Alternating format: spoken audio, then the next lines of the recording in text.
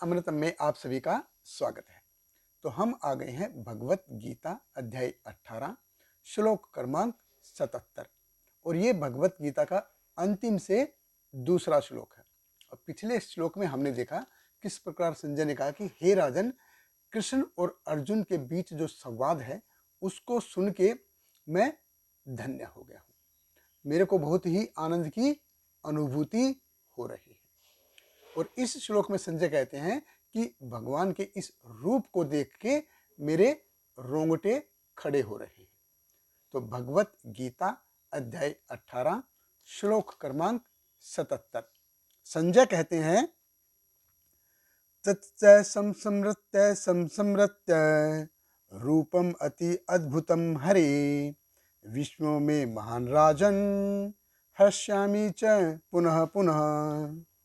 संजय कहते हैं, हे राजन, भगवान कृष्ण के अद्भुत रूप का स्मरण करते ही मैं अधिकाधिक आश्चर्यचकित होता हूँ और पुनः पुनः हर्षित होता हूँ। देखिए, तो भगवान के इस रूप को देख के संजय के रोंगटे खड़े हो रहे हैं। क्या था ये भगवान का रूप? क्यों है ये रूप अद्भुत? देखिए, हम देखते हैं भगवान जो पूरी चर अचर संपूर्ण चर अचर सृष्टि के स्वामी हैं, वो गोलोक वृंदावन में रहते हैं। और भगवान ने स्वयं भी कहा भगवत गीता में, वेदश्च सर्व अहम वेदो वेदांत कृत वेदविद एवच अहम। और ब्रह्मा जी ने भी बताया कि अगर कोई मन की गति से चिरकाल तक बहुत लंबे समय तक प्रवास करेगा तो भी भगवान को पा नहीं सकता है, तो भी भगवान उसको मिलेंगे नहीं। केवल गतिमान होकर के दौड़ करके भगवान को प्राप्त कर लिया, ऐसा असंभव है, ऐसा होगा ही नहीं। तो भगवान जिसके सामने अपने आप को उजागर करना चाहेंगे उसके सामने उजागर होंगे।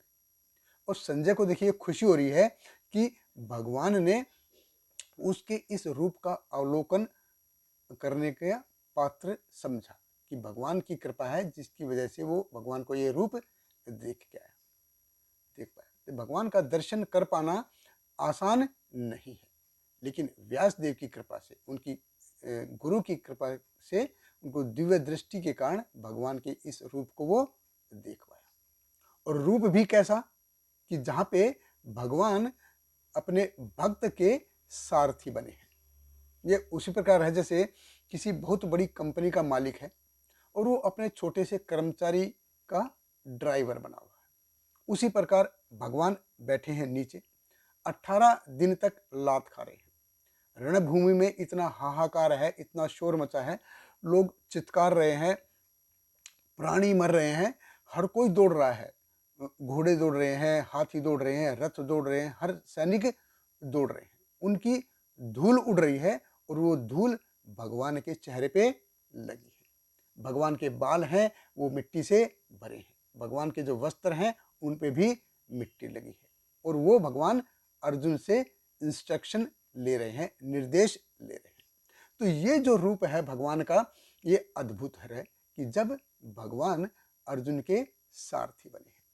इसलिए संजय कहते हैं कि इस अद्भुत रूप को देख के हर्षामि च पुनः पुनः बार बार हर्षित हो रहा हूं कि ये रूप इतना विस्मय कारक है कि भगवान ऐसा कैसे कर सकते हैं, कैसे वो किसी के सारथी बन सकते हैं, कैसे भगवान किसी की लात खा सकते हैं। संजय कह रहे कि हर्षामि, ये बहुत खुश हो रहे हैं, बहुत ही प्रसन्न हो रहे हैं भगवान के रूप को देख के। क्या हम कभी भगवान के किसी रूप को देख के प्रसन्न होते हैं? क्या कभी हम भगवान के जो संदेश हैं उसको सुन के प्रसन्न होते हैं? तो ये भक्त के जीवन में उसका टेस्ट है। ज्यादातर भक्त क्या, सब हम सभी सेवा करते हैं भगवान की सेवा कर रहे हैं, लेकिन मेरे को करनी है इसलिए कर रहे हैं। लेकिन यहाँ पे हम देखते हैं कि संजय कह रहे हैं कि वो हर्षामि च पुनः पुनः, वो बार बार हर्षित हो रहे हैं।